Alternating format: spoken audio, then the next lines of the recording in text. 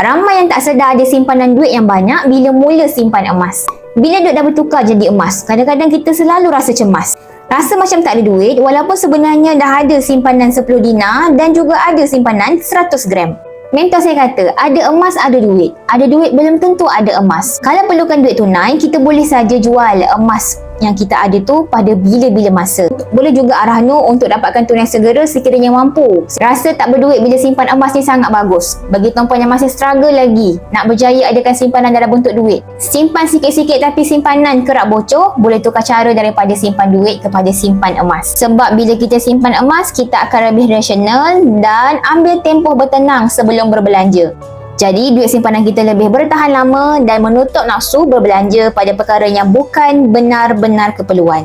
Nak kekalkan simpanan 1 dinar lebih mudah daripada nak kekalkan simpanan sebanyak RM1,000. Bersedia nak saya bantu tuan-puan untuk mulakan simpanan emas di Public Gold?